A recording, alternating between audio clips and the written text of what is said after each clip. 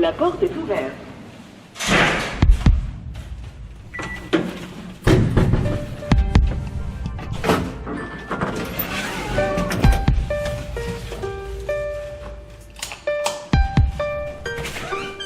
Jonathan. Salut, tu vas bien? Et toi? Bah ouais, super. Là c'est ton bureau, c'est ça? Ouais. Ma carte du monde et le grand Trotsky d'Annenkov. Ah ouais, putain, il y a un portrait de Trotsky absolument gigantesque. Là, il est très célèbre, c'est Annenkov, c'est un grand dessinateur russe la fin des années 20, je crois, à peu près. On se pose? On se pose où tu veux. Bah là, c'est bien, ouais. Hein, c'est bien.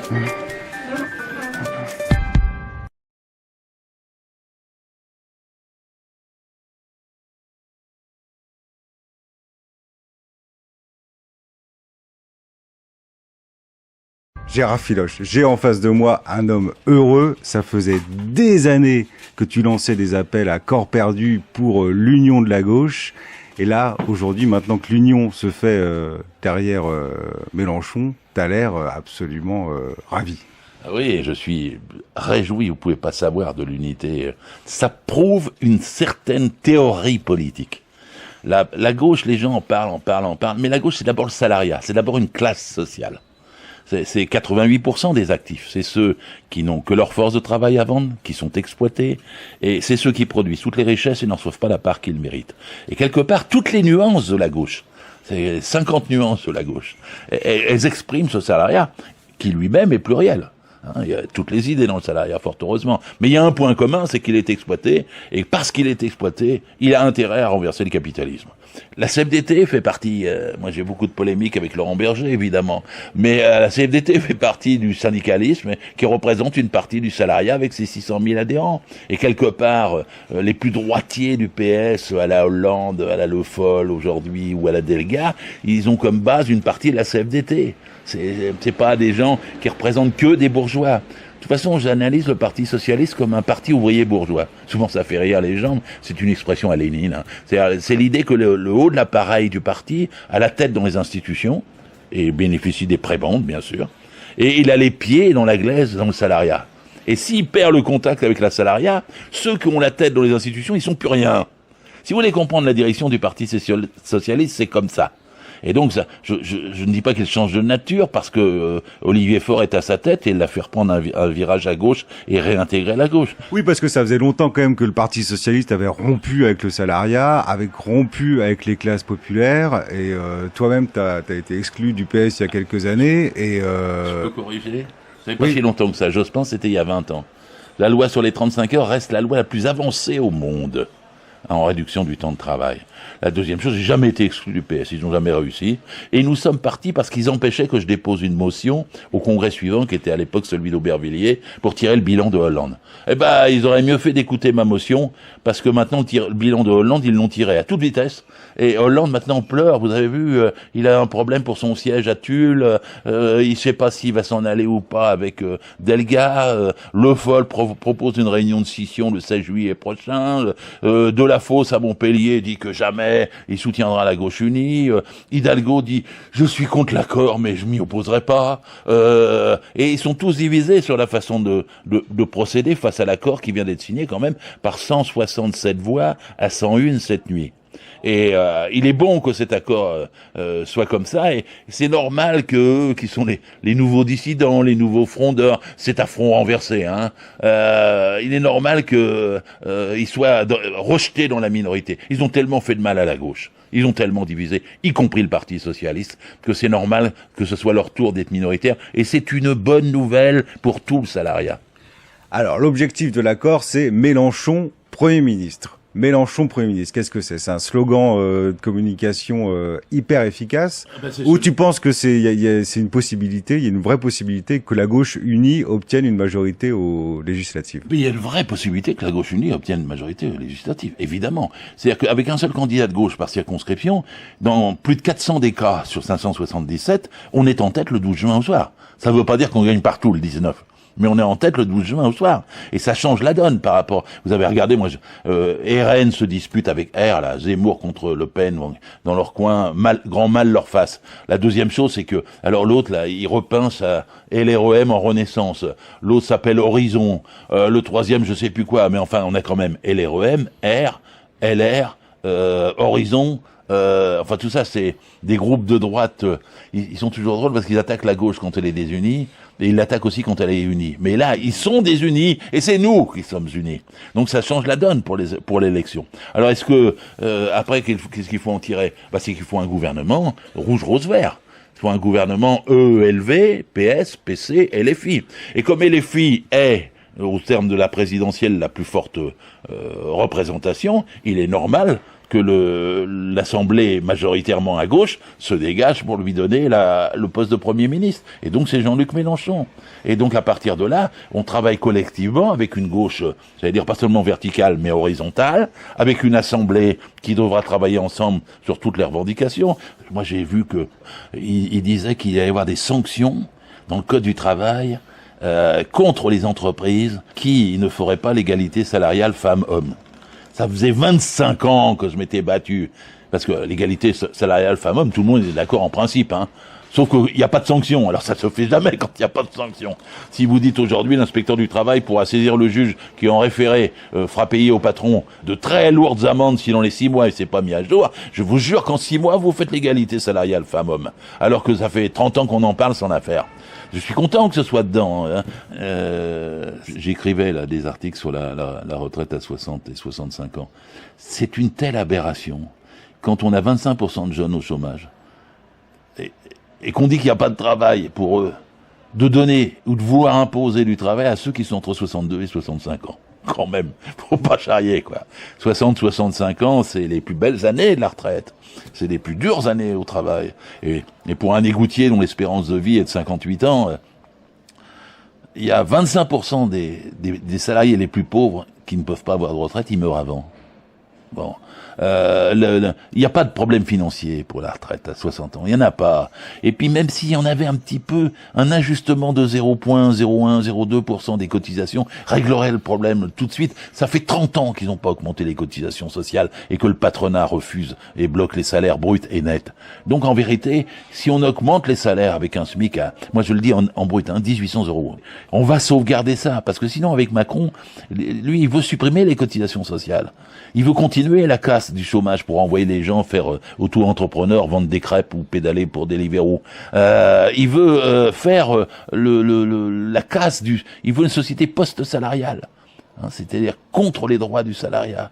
Donc à la fin, on n'aura plus de sécurité sociale. Moi, je défends une grande sécurité sociale, grande, démocratique, gérée par tout le monde, basée sur les cotisations, qui est capable de faire face aux pandémies, qui est capable de soigner les gens de leur cancer, même quand il y a une pandémie. Vous voyez ce que je veux dire? Donc c'est ça qui est en jeu tout de suite. La gauche unie, c'est le retour des droits du salariat. C'est la dignité au travail. Pourquoi ça intervient aujourd'hui, cet accord? Ça fait des années que le peuple de gauche réclamait l'unité. Toi-même, tu réclamais l'unité depuis longtemps. Pourquoi c'est maintenant que ça arrive et pas avant? J'aimerais faire le bilan plus tard. Je sais pourquoi. C'était faisable. Mais c'est pas l'heure de la polémique. Réinvitez-moi pour le bilan après le 19 juin. Je vous expliquerai tout ce qui s'est passé depuis 5 ans en détail. Et c'est ce que je fais dans mon livre. Le PS de 1994 à 2018. J'ai fait un gros travail pour raconter ça. Qu'est-ce qui s'est passé à gauche avant et après Hollande et depuis la trahison Hollande-Valls. Je parle du quinquennat maudit d'Hollande-Valls. Et le quinquennat maudit d'Hollande-Valls, il a laissé des séquelles profondes. Et donc ça, maintenant, on en est là. Et là, dans les jours qui viennent, moi, ma modeste organisation qui s'appelle la Gauche démocratique et sociale. GDS. GDS, Gauche démocratique et sociale. Faut jamais se moquer des petits, parce que le balancier, il va très vite. Et petit un jour, celui qui devient gros le lendemain. Hein? Et donc il faut écouter, c'est la force des idées qui compte. Et nous avons eu l'idée permanente de dire qu'il fallait unifier le salariat, l'idée qu'il fallait aller du NPS au NPA. Et donc C'est la validation d'un volontarisme militant. Et donc, nous aussi, on est les circonscriptions, hein, faut pas croire. On en défend dans les Pyrénées-Atlantiques, dans la Loire-Atlantique, dans le Vaucluse, dans la Sarthe, et même à Paris. Oh, modeste, hein, ça concerne 5-6 députés possibles, mais je crois que nous les méritons pleinement, et on doit rencontrer prochainement, et les filles, Manuel Bompard, qui a fait ce remarquable travail de mettre tout le monde d'accord, et on doit le rencontrer pour être nous aussi dans l'action. Voilà, on voudrait bien ne pas être oublié sur la photo de l'unité quand elle va être prise. Et si GDS trouve un accord avec l'Union populaire, est-ce que on pourrait voir Gérard Filoche député? Oh, bah ça c'est pas moi qui en trancherai, hein. Mais je suis, si il faut le dire, je cherche à être candidat parce que j'ai 76 ans. Alors pour moi, hein, je vais pas aller me parachuter. Je suis dans le premier arrondissement depuis 50 ans. Je voudrais être candidat dans le premier arrondissement de Paris. Il est pas. Oui, t'es légitime. Oui, merci. Et puis j'ai remarqué que Mélenchon y était en tête à la présidentielle. Non. Ouais. Dans le premier arrondissement? Ouais. Vous savez pourquoi? Non. Parce qu'il y a 10 000 voix de prisonniers qui votent au ministère de la Justice, place Vendôme. Elles sont comptabilisées là. Ah oui, le ministère de la Justice, c'est place Vendôme, et c'est dans le premier arrondissement. Et donc tous les détenus... Enfin, tous, il y a une majorité en tout cas qui s'est prononcée comme ça. Ne le dites pas, je vois déjà la droite hurler sur les assassins, les délinquants, etc. qui votent à gauche. Mais souvent assez les prisonniers votent à gauche, c'est comme ça. Hein. Mais enfin bon, voilà, moi je postule. Si je suis pas candidat, je ne pleurerai pas. Hein. On n'est pas les seuls. Hein. Il y a Ensemble, Nouvelle Donne. Je sais plus, Place Publique aussi, qui frappe à la porte. Ils doivent être respectés aussi. De toute façon, LFI a, je crois, 257 candidats. Ça peut se partager un petit peu. Je veux pas les faire discuter la force qu'ils ont, mais il y a de la place pour tout le monde. Et de toute façon, donner de la place aux petites sensibilités, c'est un placement pour l'avenir. Et donc, si les circonstances l'exigent et si le peuple parisien t'appelle... tu te présentes. À 76 ans, je ne l'ai jamais été. J'ai toujours préféré mon boulot d'inspecteur du travail. Et les rares tentatives que j'ai faites, je me suis heurté à l'appareil du PS qui voulait pas que je sois candidat. Donc ça ne s'est pas fait jusque-là. Maintenant, j'espère bien avoir de bons rapports avec Olivier Faure et faire que dans la gauche, je ne sois pas seulement isolé avec une petite voix du genre unité, puisqu'elle est faite. T'espères avoir des bons rapports avec Olivier Faure, mais quel parti va gérer Olivier Faure? Parce que là, on a vu le parti se déchirer entre ceux qui sont partisans de l'accord avec la France Insoumise et ceux qui en veulent pas du tout et qui quittent le PS. Alors, qu'est-ce que tu dis, toi? C'est le retour du PS vers la gauche ou c'est la mort, la fin de l'agonie du PS? Moi, je me réjouis jamais des scissions. Je veux toujours que la gauche soit le plus large possible. Je veux toujours attirer et non pas repousser. Hein. Je veux toujours entraîner et non pas cliver. Mais enfin, si ceux qui ont soutenu le quinquennat maudit de Landval s'en vont, je vais pas pleurer. Hein. Et Faure, il a fait un vote historique et courageux. Il en a bavé, hein, parce qu'ils l'ont traité de tous les noms, hein, puis c'est pas fini. Les médias aussi, hein, les gros médias, ça cogne, ils oublient de dire à chaque fois, le PS se déchire. Bah non, il y a une majorité, il y a une minorité. Il n'est pas déchiré, il y a une majorité. Hein. Bon, donc, qu'est-ce qui va arriver au PS? Moi, j'espère que les dégâts seront limités. Je suis pas un va-t-en-guerre. Bon, mais maintenant, je pense que si des candidats, Delga présente des candidats ou d'autres contre, hein, j'entends Le Foll, d'autres, etc., qui je me présente contre l'unité de la gauche. Bah, s'ils se présentent contre l'unité de la gauche, pas de financement, pas de sigle, hein, pas d'aide. Et à mon avis, ceux qui vont faire ça, j'ai entendu David Assouline dire que à Paris, il fallait voir s'ils n'allaient pas présenter d'autres candidats qu'eux. Et ben qu'il essaye, il va finir à 0,5%. Et tant mieux. Alors, imaginons que la gauche, malgré tout, ne parvient pas à avoir une majorité le 19 juin prochain à l'Assemblée nationale. Est-ce que ça sert quand même à quelque chose d'avoir beaucoup de députés de gauche? Là, dans la législature précédente, il y avait une trentaine de députés insoumis et communistes. Est-ce que dans le fonctionnement des institutions, tu penses que ça peut changer quelque chose s'il y en a 60, 90, 120, même s'ils n'ont pas la majorité? dans la législature sortante, il y avait 10 députés communistes, 17 députés LFI, 30 députés socialistes, et dans 90% des cas, d'ailleurs, ils ont voté ensemble. Mais ils ont voté ensemble, il y a eu 25 saisines du Conseil constitutionnel, ensemble LFI PS. Ça sort pas de rien. Ceux qui disent c'est un retournement, une surprise. Non, il y avait de quoi. Bon, évidemment, si vous avez 200 députés ou 250 députés, il faut atteindre 289, hein. Si on a 289, on a le gouvernement et on bloque Macron sur la retraite à 65. Et on fait la retraite à 60 ans. Mais si on les a pas, eh ben on le bloque quand même sur beaucoup de sujets, parce que sa majorité du coup sera assez divisée, et donc il pourra pas nous faire le coup. La dernière fois, je suis Jupiter. Hein, ça va pas être Jupiter. Il va être dans les caves de l'Élysée et non pas sur le perron. Et c'est bien de le rappeler, l'enjeu des législatives, c'est pas seulement Mélenchon Premier ministre. C'est Mélenchon Premier ministre, pourquoi faire? C'est après, est-ce que c'est la retraite à 65 ans ou la retraite à 60 ans? Et c'est le niveau des salaires et... Mais la précision est bonne, mais là, il s'agit pas d'élire un président, mais une assemblée. Moi, je suis pour la suppression de l'élection du président au suffrage universel. C'est archaïque. Ça n'a pas de sens. Il vaut mieux une assemblée qui représente les sensibilités du peuple et qui permette de trouver les accords politiques pour les orientations. J'entends parfois le mot tambouille. C'est un mot que j'exècre. Quand on se met d'accord, qu'on négocie des conceptions, des programmes, c'est de la belle cuisine, c'est pas une tambouille.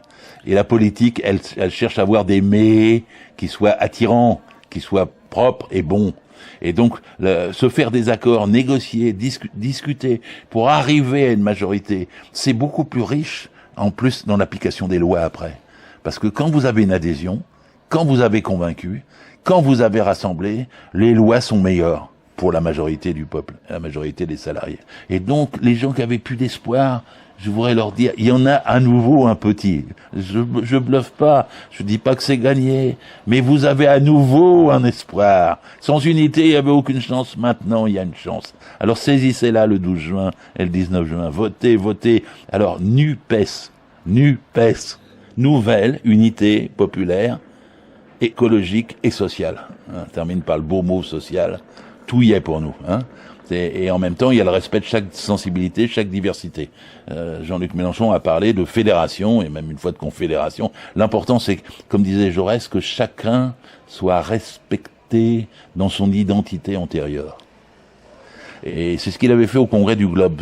Tout le monde a oublié en 1905. Le Congrès du Globe. Globe, c'était boulevard de Strasbourg, pas très loin d'ici. Il y avait 286 délégués en 1905, et il y avait 12 groupes de gauche, enfin à peu près comme c'est aujourd'hui, quoi. Et il avait rassemblé les 12 groupes de gauche pour faire naître à l'époque, c'est l'origine en fait du Parti socialiste avant la scission de Tours. Hein. Mais c'est le Congrès du Globe. J'aimerais bien un Congrès du Globe et que tout le monde se retrouve dans une grande maison commune, pluraliste, démocratique et unitaire. Merci Gérard, on se revoit quand t'es député.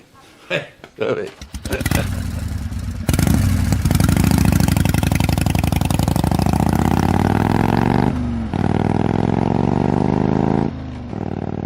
Là-bas, si j'y suis.